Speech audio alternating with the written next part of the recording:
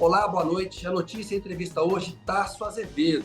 Ele é um engenheiro florestal e é coordenador do MAP Biomas, uma rede que reúne mais de 70 organizações entre universidades, ONGs, startups de tecnologia.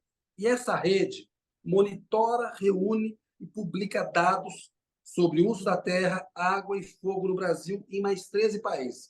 O Tasso tem toda uma história no Brasil em defesa do meio ambiente. A gente vive uma semana que tem dois eventos climáticos extremos, acabaram de acontecer, as chuvas fortes no litoral de São Paulo e a estiagem no Rio Grande do Sul. A gente vai fazer uma notícia com ele para entender esse fenômeno todo no Brasil, enfim.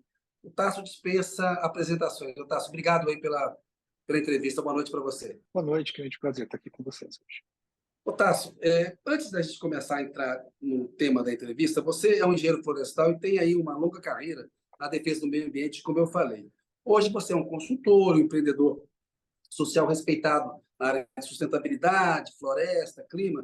Conta um pouco para a gente onde você estudou e o que levou você a seguir essa carreira. Por que você optou por isso?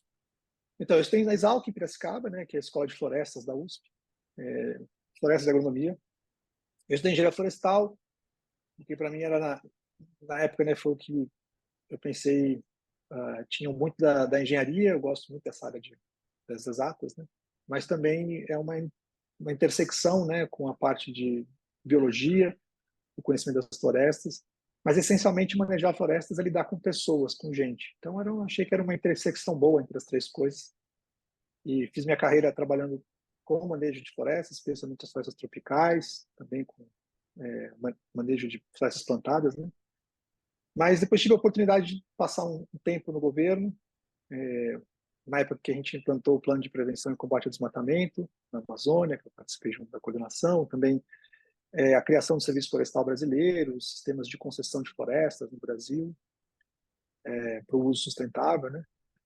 E depois, finalmente, com a criação do Fundo Amazônia, que foi quando eu acabei me deparando com esse tema de clima de uma forma mais forte, né? Eu tive uma experiência de conhecer as florestas no Canadá que estavam sendo atacadas por um pequeno besouro que virou uma praga por causa do aquecimento global, né? Então, não tem inverno suficiente para matar naturalmente esses besouros começaram a crescer muito e a larva desse besouro mata as florestas em pé. E aí isso me chamou muita atenção, de que se isso acontece numa floresta temperada, né, que são poucas árvores e espécies, o que poderia acontecer no Brasil. E aí isso foi ali por volta de 2009, né, quando a gente tinha também a preparação para aquela conferência do clima em Copenhague, que se pretendia fazer um acordo global, né, de clima. E aí foi onde eu dei uma guinada, deixei o serviço florestal para trabalhar com o tema de clima. Achei que era só uma ida até ali e voltar, né? Mas desde então eu estou metido nessa agenda do clima de uma forma bastante intensa, né? Então, eu acho que esse é o maior problema que a gente tem hoje, né, global, a questão das mudanças climáticas, porque ela tem um efeito que é sobre todos os cantos do planeta. E as florestas, né, que é o meu tema original de trabalho, elas são, ao mesmo tempo, impactadas, porque as mudanças do clima afetam a floresta, mas, ao mesmo tempo, quando você tem desmatamento, você aumenta as emissões e agrava o problema. E também as florestas são parte da solução. Se você plantar mais florestas, você captura mais carbono. Então, tipo, é como se as florestas fossem, ao mesmo tempo, vítima, herói e vilão do sistema climático. Então, tem uma intersecção muito forte. É por isso que eu estou nesse meio hoje, né? Explica para quem está nos assistindo a importância desse trabalho que ele faz. A gente viu nos últimos anos aí do governo Bolsonaro como foi importante a gente ter estudos sérios para combater o negacionismo e aquela política, na verdade, de devastação ambiental. Então, fala um pouquinho do mapa Biomas para a gente, Tasso. Olha, o mapa surgiu da seguinte questão, né?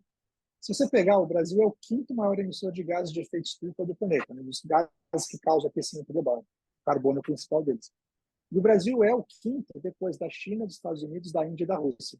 Só que esses quatro países, 3/4, 75% das emissões deles vem da queima de combustíveis fósseis, né? Petróleo, carvão e tal, para uso, para energia, transportes.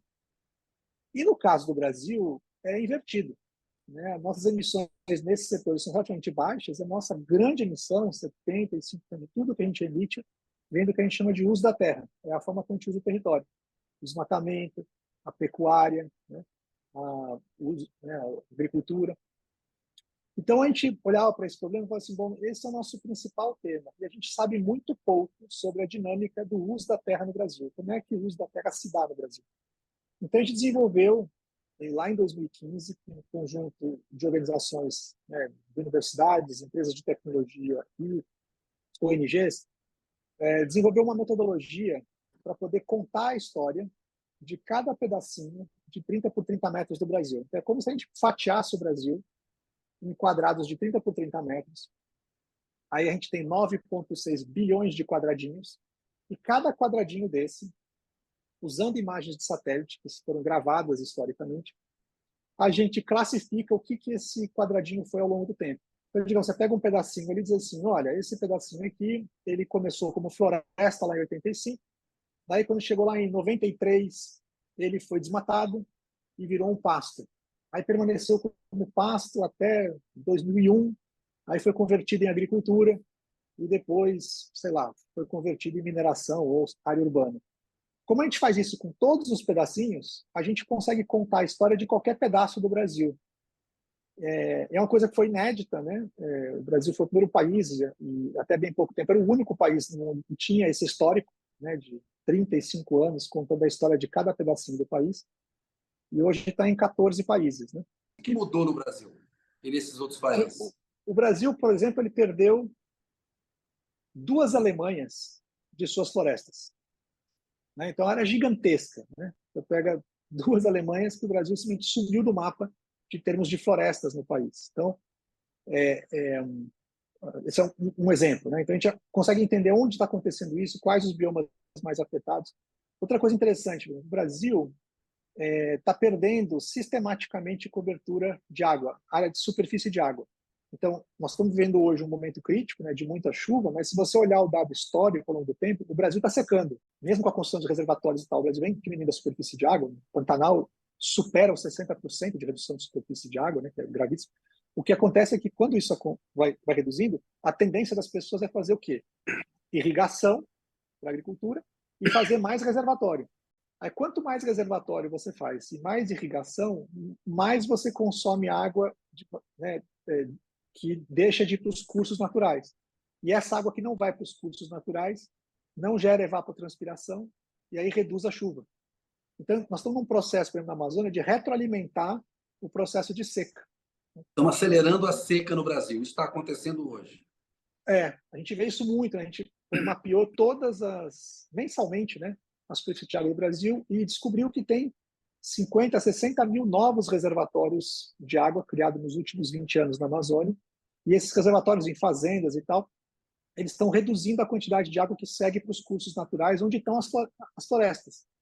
E aí tem menos água sendo evapotranspirada, menos chuva, e aí vira um ciclo, né? Chove menos, você faz mais reservatório diminui a quantidade de água que vai para os lugares que precisa. Então, tem bom, esses são só os exemplos, né? Outro exemplo interessante, a gente está vendo o fogo no Chile agora, né? Tem uma crise de incêndios florestais no Chile, tivemos lá em Portugal, tivemos no Brasil mesmo, né? No Pantanal recente. Então, a gente monitorou toda a área queimada no Brasil nos últimos 35 anos, mês a mês. E aí concluímos que o Brasil, quase 20% do Brasil já queimou pelo menos uma vez, né?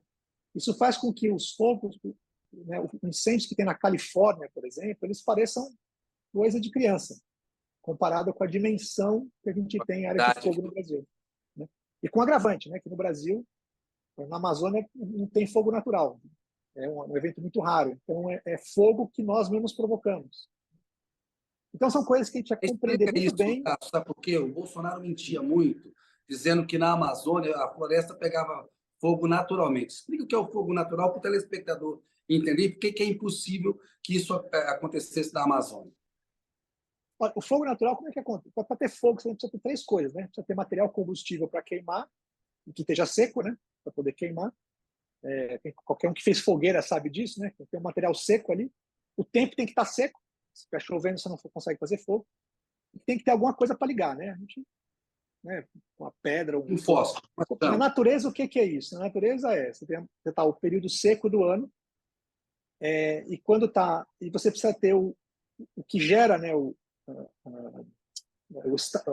começo do fogo, né, a ignição do fogo, é raio. E você tem raio quando? Quando vai começar as chuvas. Então, geralmente, fogo natural ele acontece no final do período seco, e aí você tem o raio, começa o fogo e ele se auto-extingue rapidamente, porque vem a chuva e extingue o fogo, né? Então, é muito raro você ter eventos que se estendem completamente, porque você não tem esse fator de ignição. Na Amazônia é muito mais raro, porque a Amazônia, os períodos secos suficientes para poder ter o fogo, eles eram menores. Então, hoje a gente tem mais material para queimar, porque você faz o desmatamento, né, as pessoas desmatam e largam aquele monte de galhos ali na área. Espera secar, e quando está no auge do período seco, põe fogo, né? E é esse fogo que você põe nas áreas que foram recém-desmatadas, que sai do controle, e ele, porque não tem chuva associada, né? Foi colocado no período seco mesmo fogo, esse fogo se espalha e entra dentro da floresta. Então, o fogo começa fora e vai caminhar para dentro da floresta. Tanto que, é um dado surpreendente, né? 2/3 de tudo que pega fogo no Brasil, historicamente, a área afetada está dentro de áreas naturais. Então, o fogo, em geral, começa fora, mas acaba entrando e afetando as áreas naturais por onde ele se alastra, né? E na Amazônia, pra você ter uma ideia, o pessoal mais estudioso dessa área, o nosso grupo de fogo, né, que é coordenado pela Ana Alencarla, do IPAN, uma cientista genial, uma das 10 maiores cientistas de fogo do mundo, né? Ela fala sobre isso. Ela diz que na Amazônia isso é para ter um evento uma vez a cada 500 anos, né? A chance de você ter fogo natural. E a gente consegue contabilizar vários eventos de de ter fogo, né? Nos últimos 30 anos, ter 2 vezes fogo, 3 vezes fogo, né? Então, isso fragiliza a floresta, né? Uma floresta que queima uma vez, ela consegue se recuperar em cerca de 10, 15 anos. Uma floresta que queima 2 vezes, aí o tempo de recuperação provavelmente é algo como 30 anos, 25, 30 anos. E quando queima 3 vezes, a gente não sabe quanto tempo demora, porque ainda não tem nenhuma área que queimou 3 vezes que a gente conseguiu enxergar quanto tempo demoraria para se recuperar, né? E coisas que se perdem para sempre, né? Também. Então, esse é um tema. Então, a gente faz muito isso. Tem uma outra coisa que a gente faz bastante, que a gente também dá uma dimensão desse tema, que é o seguinte: o Brasil monitora muito bem desmatamento, né? A gente tem os sistemas pioneiros no mundo, né? Com o INPE desenvolveu sistemas pioneiros no mundo, né? De monitoramento de florestas, desde o final dos anos 80, a gente monitora sistematicamente, depois, mais recentemente, com dados mensais, agora dados semanais. Só que esses dados geram um montão de informação sobre desmatamento, mas não geram muito pouca ação. Então, o que a gente faz no Mapbiomas hoje sei lá, em 2018, o IBAMA gerou cerca de 1.000 relatórios de desmatamento. Então, ele pegou 150 mil alertas de desmatamento e conseguiu gerar 1.000 relatórios, né? Então, o que a gente fez foi desenvolver uma tecnologia junto com o IBAMA, aprendemos com eles o que eles precisavam, e a gente desenvolveu um processo em que a gente gera 2.000 relatórios por semana de desmatamento no Brasil. Então, a gente pega os alertas de desmatamento e produz um relatório que tem uma imagem de antes e depois de desmatar, e todas as informações, que tipo de propriedade que ele cruza, se tinha ou não tinha autorização e tal, de forma que esses relatórios possam ser usados para gerar as ações, como, por exemplo, o embargo das áreas desmatadas, né?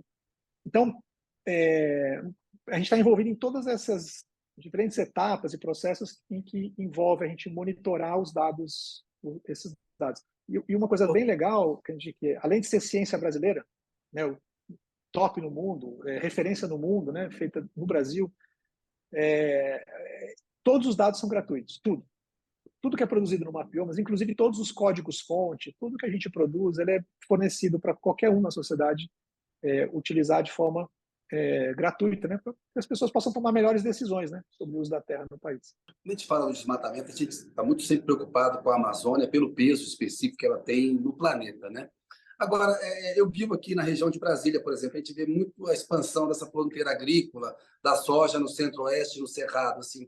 Dos nossos biomas ali, qual que tem sofrido mais com o desmatamento? É a Amazônia mesmo? Ou o Cerrado está sofrendo numa proporção semelhante, tão grave quanto a Caatinga, a Mata Atlântica? Dá uma geral para a gente, por gentileza, Tasso. Olha, em termos absolutos, a maior parte do desmatamento hoje acontece na Amazônia, ou seja, a Amazônia é 50% do país, mais ou menos, e ela a maior parte do desmatamento, a maior área desmatada em termos absolutos acontece na Amazônia.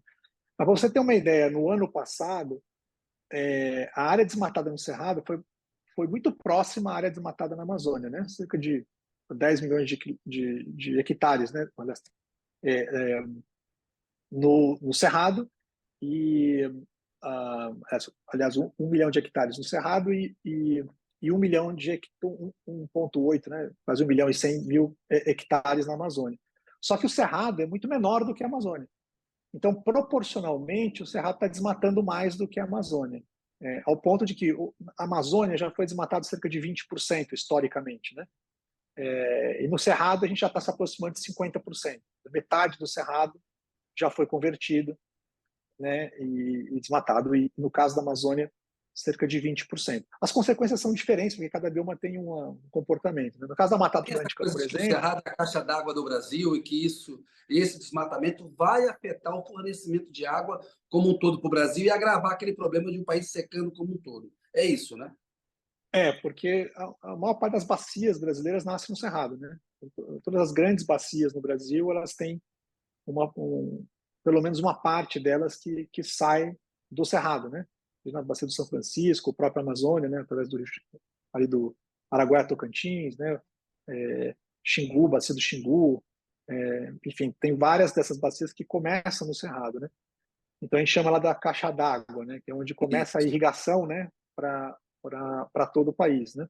Então é bastante crítico. E também tem uma coisa importante no Cerrado, é que a estratégia de vida do Cerrado, né, das plantas do Cerrado, são muito adaptadas a períodos de seca maiores, né, mas mantém muitos lençóis freáticos. Elas são plantas que são muito eficientes, né, no uso da água profunda. Né.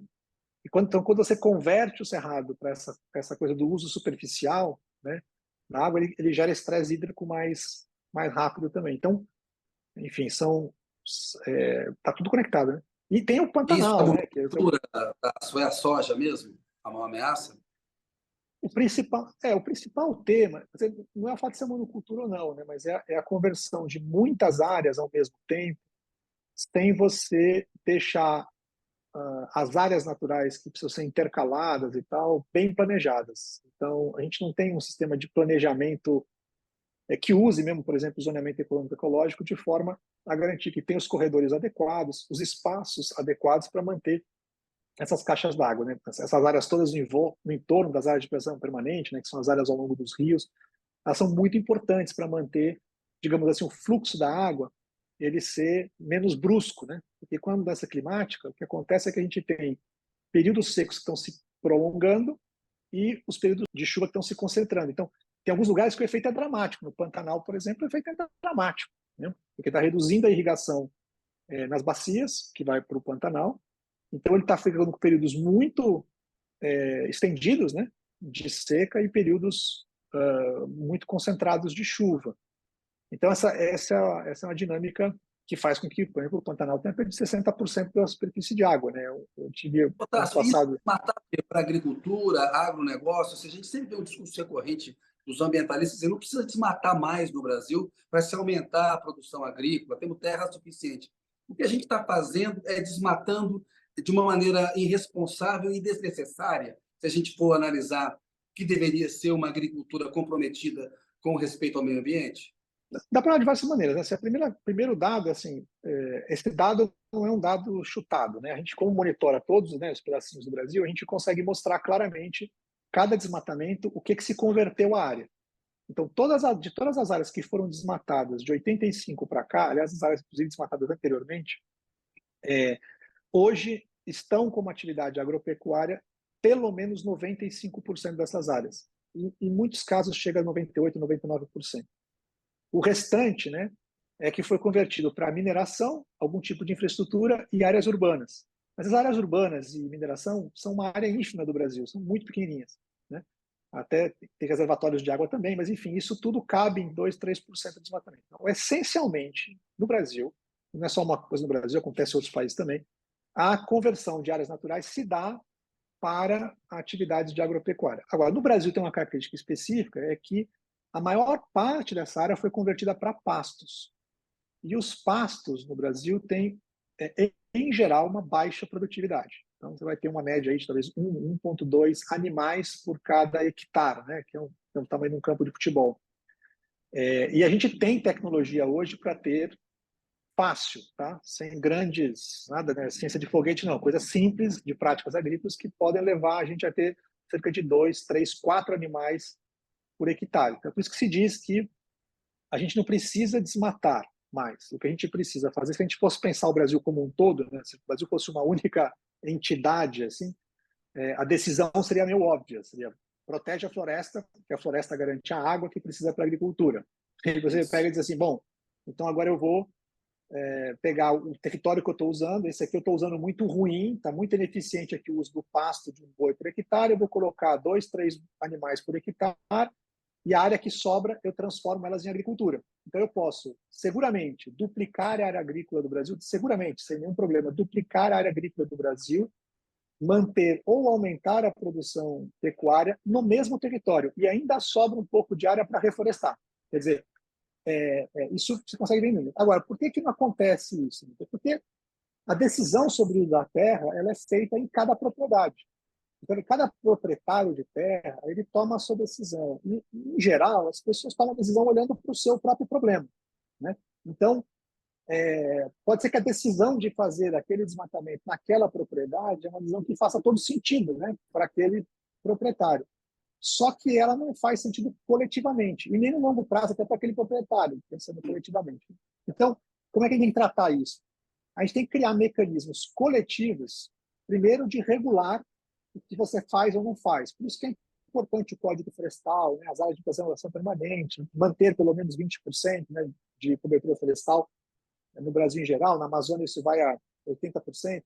E são regras importantes para que não seja em meio ambiente não tem essa coisa de que se cada um fizer o melhor para si, a soma vai ser o melhor para todo mundo. Isso é a tragédia dos comuns, tá certo? Cada um fizer o melhor para si, não vai resultar no melhor para todo mundo. A gente tem que olhar para o melhor para a gente, mas olhando que o melhor para a gente também tem a ver com o melhor coletivamente. Né? Esse é um conceito bem importante. Então, essas decisões... Então, a primeira coisa é que tem que ter uma regulação para isso. O segundo é que a gente precisa ter os instrumentos de incentivo e desincentivo, eles têm que estar bem calibrados para que as pessoas tomem as decisões corretas, ou seja, ajudar a equilibrar a tomada de decisão. Então, uma das coisas que a gente fala muito é a necessidade de ter um sistema de pagamento por serviços ambientais, né, ou pagamento pela floresta em pé. Não porque eu estou pagando para alguém não desmatar, e tal, mas pela ideia de que você ter floresta e manter a floresta, isso tem também um valor. E não é porque a gente tem que medir o valor, sabe? Tipo, o problema não é medir o valor, quanto é que vale, mas é que tem que existir um valor prático, né? Em que você mantém na floresta, você tem um recurso a receber que ajuda a manter ela e ajuda a manter, né, a atividade econômica. No longo prazo é a destruição Então, da nossa espécie, né? No longo prazo é inviabilizar, nesse caminho, é inviabilizar o planeta. Que esse círculo vicioso hoje tem que ser transformado num círculo virtuoso, né? Vai precisar da água. E no Você não pode pensar Brasil, só no interesse, né? no Brasil, isso é absolutamente crucial, né? Veja só que interessante. A bomba de água do Brasil são as florestas tropicais, em especial a Amazônia. Então, não só a Amazônia, mas a Amazônia também faz esse papel, mas a Amazônia é mais crítico, porque o que ela faz, a Amazônia, a gente aprende na escola, né? A água evapora no oceano, vem para o continente, chove no continente, os rios correm de volta para o oceano, esse é o ciclo da água, certo? No caso da Amazônia, tem essa coisa maravilhosa, incrível, que é a floresta. A água vem do oceano, ela chove próximo da costa, mas aí você tem a floresta pega a água que está vindo dos rios, descendo dos Andes, das geleiras e tal, pega essa água, evapora essa água e ela vai jogando a água para dentro do continente. Então, ao invés da água, você tem um Os rio rios indo voadores, direção ao oceano, os rios indo para o oceano, né, o Rio Amazonas também indo para o oceano, e a floresta jogando essa água para cima, subindo o morro acima. Então, quando você vê a água chegando lá no Pantanal, aqui no Centro-Oeste, é muito da água que foi evaporada lá na Amazônia. Né? Tem até uma conta que foi feita pelo Antônio Nobre, que é um pesquisador fantástico, né? Da família Nobre, né? Que é um legado do Brasil ali, com Carlos Nobre, tem o Antônio também. Ele fez um cálculo interessante, que é as florestas na Amazônia elas evapotranspiram, põe na atmosfera cerca de 20 bilhões de toneladas de água por dia. O Rio Amazonas, que é o maior rio do mundo, né? ele põe 18 bilhões de toneladas de água no mar todo dia. Ou seja, as florestas jogam mais água para dentro do continente, né? O rio de cima, né? O rio voador, ele tem mais água ainda. Aí se você pegar e pensar assim, bom, como é que eu calculo o valor disso? Então, vamos supor que eu tivesse que usar energia elétrica, né, para poder aquecer essa água, para botar água na Sim. atmosfera. Você precisaria de 6 meses de toda a energia elétrica do planeta, toda a capacidade de produção do planeta, para fazer o serviço que a floresta faz em um dia. Isso vale $1 trilhão. Então, a floresta valeria $1 trilhão por dia, 350 trilhões de dólares por ano. Né? Só que o Por ano. PIB global, o PIB do mundo é 120 trilhões. Então, a floresta, né, ela é Vale capaz 3 vezes mais na prática. só para esse serviço, né? Só o serviço da água. Então, quer dizer, essa informação não serve para nada, porque ninguém vai pagar por um negócio que vale mais que os 3 vezes o PIB. Mas é só para entender que é um valor tão importante que não tem como... E o mais louco, é que o caso do Brasil é muito mais importante ainda. Né? A gente fez um experimento com uma equipe lá na Universidade de Princeton, que faz modelagem climática, e viu o seguinte experimento. Se a gente tirar a Amazônia do mapa, o que acontece com o clima do planeta? E aí o que acontece é que quando você tira a Amazônia, a temperatura média do planeta aumenta 0,25 graus. Né? Lembre-se que a gente tem o Acordo de Paris é para evitar que a temperatura do planeta aumente 1,5 graus, mas ela já aumentou 1,1. Então, se você tira a Amazônia, praticamente fica impossível de cumprir o Acordo de Paris. Agora, no mundo é 0,25 graus. No Brasil, o aumento de temperatura vai para 2 graus. Então, que é muita coisa. Então, realmente, assim, o principal interessado em proteger a Amazônia, proteger os nossos recursos, né, de floresta, nossos biomas, é o Brasil. Em primeiro lugar é o Brasil. Nós vamos proteger porque é importante Tem para a uma gente. conspiração mundial querendo tomar a Amazônia do Brasil. É o Brasil que tem que cuidar dela, exatamente. O Brasil tem que cuidar dela. E a gente tem que pedir ajuda mesmo. Quem quiser ajudar, ajude, né? Traz recursos para o Fundo Amazônia, ajuda a investir nos diferentes projetos, né? Isso é bem importante. Tasso, vamos fazer um rápido intervalo. A gente volta já já com Tasso Azevedo aqui no É Notícia.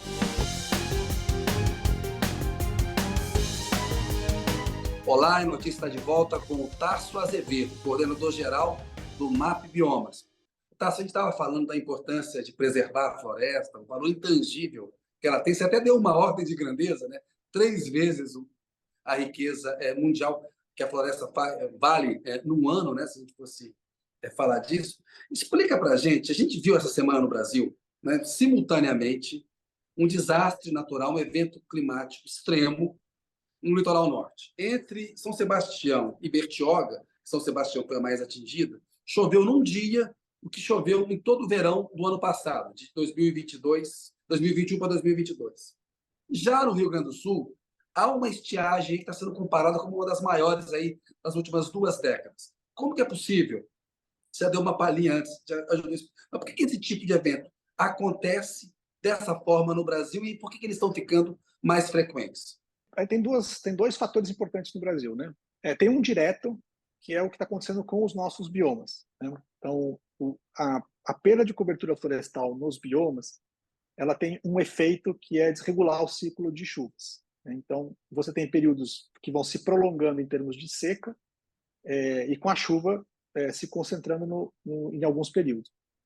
Mas também tem um efeito que é quando você perde a floresta, especialmente nas áreas dos mananciais, nas áreas ao longo dos rios e tal, você perde um efeito importante, que é o efeito regulador da água. Quer dizer, quando chove, a floresta tem várias camadas de folhas, né? Então a chuva vem, ela vai caindo, batendo nas folhas, vai descendo mais devagar, vai escorrendo até chegar no chão. Então a floresta ela tem uma proteção física e depois ela tem uma proteção que é, conforme a água vai se filtrando, as raízes e a estrutura radicular, ela consegue também manter essa água por mais tempo no solo, como se fosse como uma esponja. Então ela absorve essa água e vai soltando essa água mais devagar. Quando você não tem floresta, o solo está nu, ou ele você tem uma superfície impermeável, a água escorre direto. Então você reserva pouca água, e como você não reserva a água escorreu, já foi direto para o rio, você gera enxurrada no primeiro momento, e depois não tem mais água. Né? Então aí o período de seca fica longo.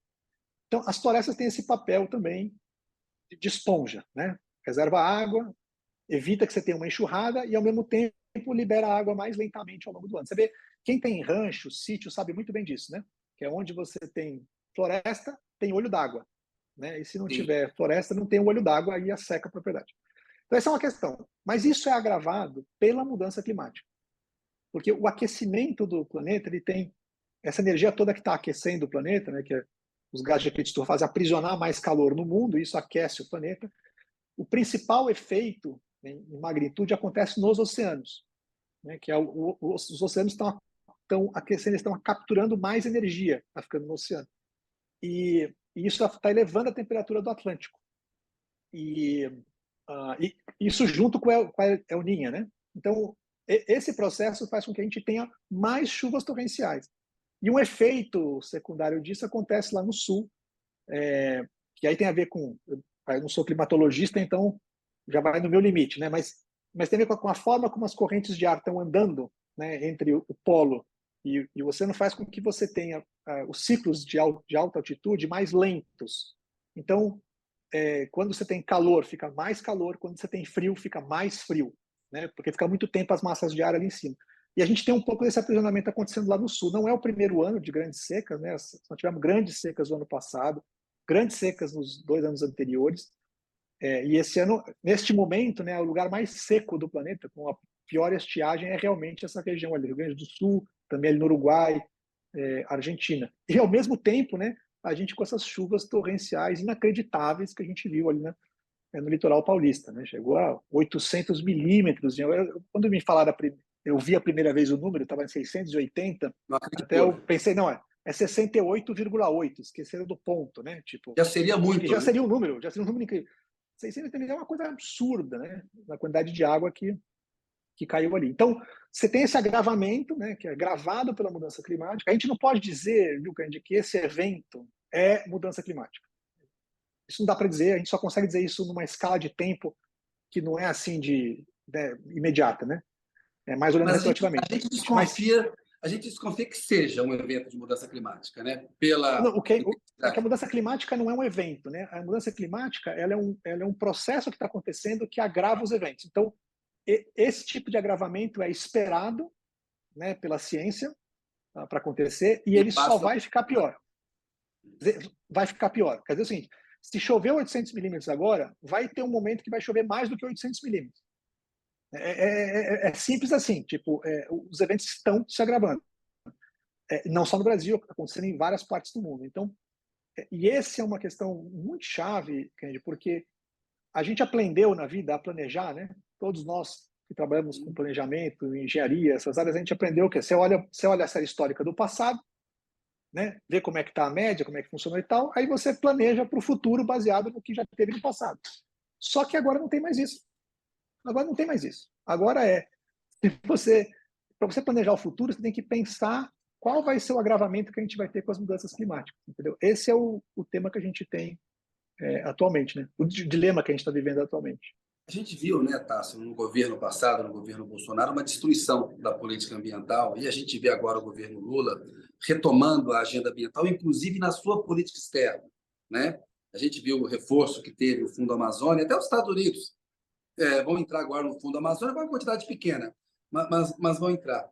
Explica para a gente qual que foi a gravidade do que o Bolsonaro fez na devastação ambiental do Brasil e o que a gente pode fazer para minimizar isso agora. Porque assim, é muito bom ter a Marina de volta no Ministério do Meio Ambiente, poder falar como você, tem toda uma discussão que eu até quero tocar adiante com você, instituições que a gente pode crescer, criar, né? A autoridade climática, o papel que ela pode ter.